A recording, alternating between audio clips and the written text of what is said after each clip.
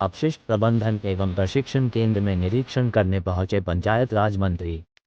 बुलंदशहर के खुर्जा के गांव शहजादपुर कनैनी स्थित अपशिष्ट प्रबंधन एवं प्रशिक्षण केंद्र में निरीक्षण करने पहुंचे पंचायत राज मंत्री ने अखिलेश यादव पर जमकर निशाना साधा। ओम प्रकाश राजभर ने कहा कि 2027 में चुनाव हो तब ना मुख्यमंत्री बनेंगे।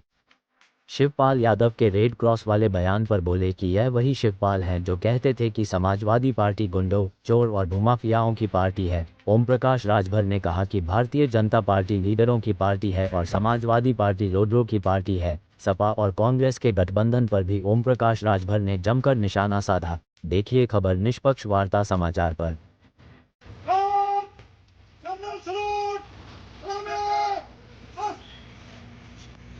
भाई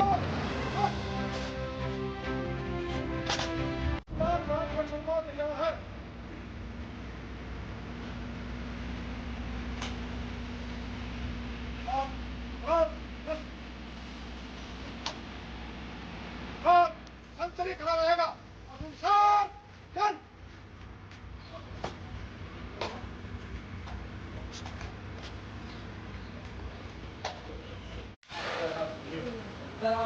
बहुत इम्पोर्टेंट चीज के लिए और ये चल रहा है।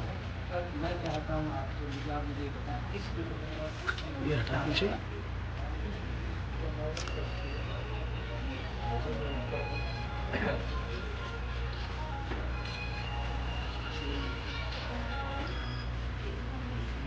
पहले किसी ने बहुत लोग आए हैं, आपके पहले किसी व्यक्ति ने नहीं पकड़ा और मैं आपको बहुत धन्यवाद करता। इसका सुराग बड़ा है सर, इसका छोटा है। वो इसलिए है कि मृदा का प्रकार निर्भर करता है कि बीज साइज क्या होगा। वो सैंडी सॉइल में बनता है और ये नॉर्मल। इसका तकरीबन 60 mm का सुराग होता है, 41 mm का। अगर आप मृदा के प्रकार को देखे बगैर लिक्विड बनाएंगे एक ही तरीके का,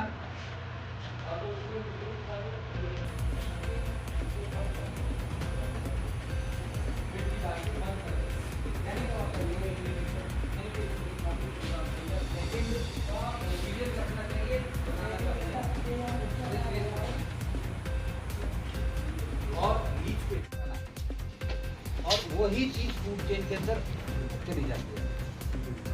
तो जब आप डायरेक्टली डालते हैं और उसी के अंदर से गेहूं पैदा कर रहे हैं, उसी में मूली पैदा कर रहे हैं, उसी में गोभी पैदा कर दी गाय या भैंस को करते हैं, ये हानिकारक है। इसलिए जनरली एज के बाद हिसाब से आजकल रिड्यूस हो रही है प्यूबर्टी की एज जो रिड्यूस हो रही है। ये क्या करता है, ये पूरे गोबर को पूरी तरीके से डाइजेस्ट करके सारे केमिकल को कंज्यूम करके एकदम उन केमिकल के रहित चीज को निकालता है। तो देयरफॉर कृषि में इस्तेमाल करने के लिए योग्य बनाता है। और इसकी प्रणाली ये है कि इसमें 3 चीज़ों का ख्याल रखना पड़ता है। तुम बताओ कि क्या क्या रखती है। चलिए इनसे भी पूछते क्या क्या 3 चीज़ें करती है उसमें।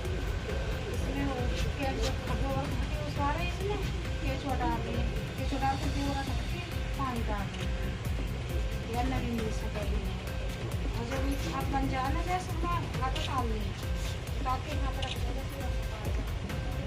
किसी भी जाएगा छान देंगे मछली छान के पैकेट हो जाए ये पंजा मार के और फिर यही हिसाब से कर दें पंजा मार खाद निकाल के और फिर बोरा के ढक के फिर कढ़ाई लगा दें हर चौथ में।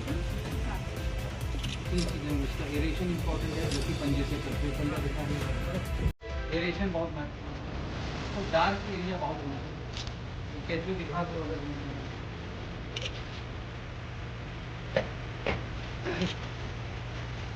एरेशन इम्पोर्टेंट है कि डार्कनेस होनी चाहिए, डेम्पनेस होनी चाहिए। वो उसको कुछ अनडाइजेस्टेड गोबर होता है, उसमें कुछ खाद होता है, उसी को कंपोस्ट के रूप में बेचने का प्रयास करते हैं, तो मार्केट में नहीं बिकती है। 10 रुपये का फ्री में नहीं लेगा, जिसकी वजह से जो आमदनी आनी थी वर्मी कंपोस्टिंग की, जो फाइनेंशियल सस्टेनेबिलिटी देता आपके आरआरसी को, वो नहीं हो पाई क्योंकि मेहनत करने के लिए तैयार नहीं, ना जानकारी के लिए चीज़ें जरूरी है। तो कंपोस्ट की गुणवत्ता जो होती है वो अत्यंत महत्वपूर्ण है पैसे को अर्जित करने के लिए। ये भी जरूरी नहीं कि सर जो कंपोस्ट अनडाइजेस्टेड है उसमें पैरासाइट और एग्स ना हो, इसके अंडे होते हैं सर, वो अंडे इसी में देता रहता है।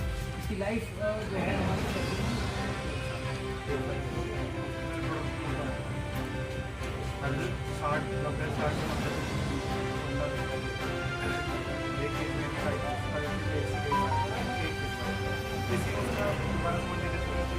बढ़ते ही रहते हैं, वृद्धि होती है।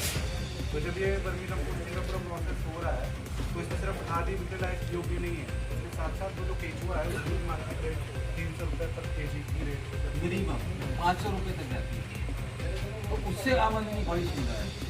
इनफैक्ट जो वो आधे से ज़्यादा जो कंपोस्ट का काम कर रहे हैं वो आमदनी कंपोस्ट से नहीं कर रहे हैं, वो केचुओं की बिक्री से कर रहे हैं।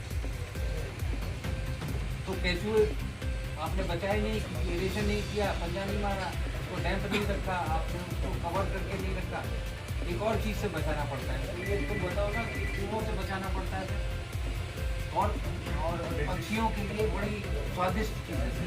तो सुबह सुबह ये पक्षी यहाँ घूमते रहते हैं, सुबह मिलेंगे, उनसे बचाना पड़ता है और एक और कुत्तों से बचाना पड़ता है। इसलिए इन्होंने यहाँ पे यहाँ पे जब जाएंगी शाम को तो इस बोरे के ऊपर वो कटीली झाड़ी वाली छोड़ देते हैं। आप लोग यहाँ पे आ जाओ। सर बॉम्बे में भी एक पोस्टर लगाया गया था कि बटेंगे तो कटेंगे, उसके तर्ज पर सर लखनऊ में रात एक पोस्टर लगाया गया है कि 27 के सत्ताधीश, जिसमें अखिलेश यादव का पोस्टर लगाया है, फोटो लगाया है, तो सर क्या कहेंगे? देखिए, पोस्टर लगाने वाले लोग जनता से, उनसे ताल्लुकात नहीं है। जनता के सुख और दुख, जो हमारे महापुरुषों ने देश की लड़ाई अंग्रेज़ों से लड़ कर के आज़ाद कराया, जनता को क्या क्या सुविधा मिले, उन सुविधाओं के विषय में उनको ज्ञान नहीं है। आज आप देखेंगे तो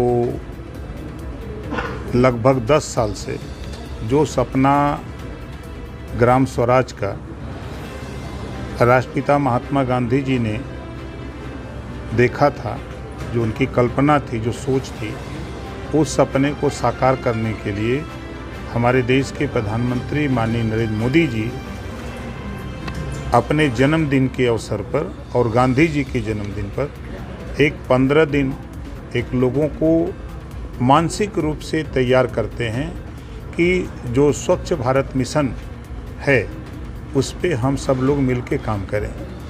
हम चाहते हैं कि पूरा प्रदेश, पूरा देश स्वच्छ रहे। तो हमारे बीमारी के क्या क्या कारण हैं, वो कैसे ठीक हों, बीमारी ज़्यादा से ज़्यादा हम पैदा न हो, इसके लिए कौन कौन से काम करें। उसके लिए आप देख रहे हैं यहाँ इतनी बड़ी संस्था है, उसी का एक बड़ा रूप है। यहाँ लोग आते हैं, ट्रेनिंग लेते हैं, अपने गांव में जाते हैं, फिर वहाँ गांव में इस व्यवस्था को जो यहाँ देख के जाते हैं, सीख के जाते हैं, वहाँ लागू करते हैं। और रही बात आपने पोस्टर की बात की, तो 19 में भी सरकार बना रहे थे, बन गई। फिर आपने देखा कि 17 में भी सरकार बना रहे थे, बन गई। फिर 19 में बनाए, नहीं बनी। फिर 22 में बनाए, नहीं बनी। फिर 24 में भी पूरी ताकत लगा करके बनाए कि संविधान खतरे में है, आरक्षण खत्म हो जाएगा, संविधान खत्म हो जाएगा। तो जो वो नारा दिए, उस नारे पर लोगों ने भरोसा करके थोड़ी ताकत दे दिया कि हो सकता है, कि ऐसा हो सकता है। लेकिन आज मोदी जी के हाथों में एनडीए सरकार, संविधान सुरक्षित है और आरक्षण सुरक्षित है। और इन लोगों ने चुनाव में जो वादा किया, खटाखट खटाखट खटाखट, चुनाव बीत गया। वोट तो लोगों ने खटाखट दिया, चुनाव बीतने के बाद जो वादा था खटाखट खटाखट, तो कार्यालय पर पहुंच गए, तो कार्यालय से मार के भगा दिए गए। तो देखिए, ये दगे हुए कारतूस हैं। 4 बार सत्ता रही है समाजवादी पार्टी की प्रदेश में। शिवपाल यादव ने सर ये कहा है कि जो भी जो जिला अधिकारी या जो प्रशासनिक लोग हैं, उनके सबके नाम पर जो है रेड क्रॉस लगा दिया जाए, और जब हमारी 27 में सरकार आती है तो हम उनका एक एक करके हिसाब लेंगे। इस पर सर आपका क्या कहना? उन्होंने एक वाद कहा था 2011 में कि हमारी सरकार आएगी तो अंबेडकर पार्क को तोड़ के हम शौचालय बना देंगे। याद है ना? सरकार आई, क्या किया उन्होंने? कुछ किया? उन्होंने वादा किया था कि हमारी सरकार आएगी तो हम प्रदेश को दंगा मुक्त बना के देंगे, और सपा के सरकार में 815 दंगे हुए, लगभग 1300 जन की हानि हुई। वो भूल गए? यही शिवपाल यादव जी जब अलग अपनी प्रगतिशील समाजवादी पार्टी बनाए थे, अगर आपके इलाके में आए होंगे या उनके बयान सुने होंगे तो उन्होंने ही कहा था कि समाजवादी पार्टी में चोर उचक्के आ गए हैं, भूमाफिया आ गए हैं, गरीबों की ज़मीन कब्जा करने वाले लोग आ गए हैं।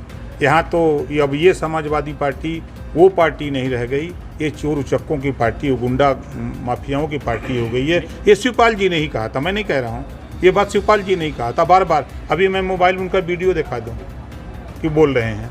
और उन्होंने ही प्रोफेसर राम गोपाल जी को घूम घूम करके ये कहते थे एक चश्मा वाला है। लेकिन सर आज अखिलेश कह रहे हैं कि कांग्रेस के आने से जो है समाजवादी पार्टी को बहुत ताकत मिली है और साथ ही 2027 में जो है एक तरफा हम जीतेंगे। और भारतीय जनता, ये विशेष कहा है कि भारतीय जनता पार्टी ऐतिहासिक हार का जो है रिकॉर्ड बनाएगी। सर तो बना चुके हैं, वो 47 सीट पर चले गए थे। समाजवादी पार्टी 47 सीट पर जा चुकी है, तो एक रिकॉर्ड तो उनका बना हुआ है।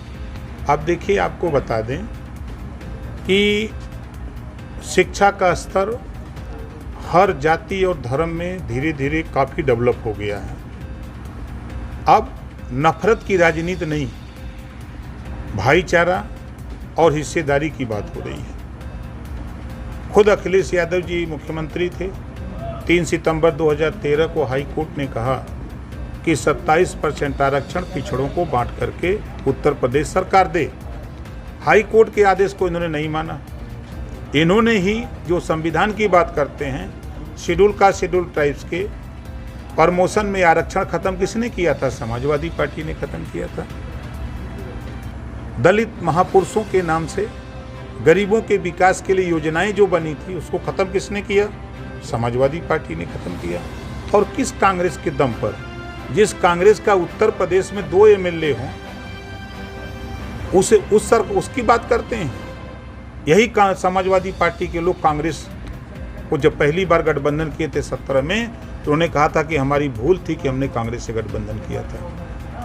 Thank you sir.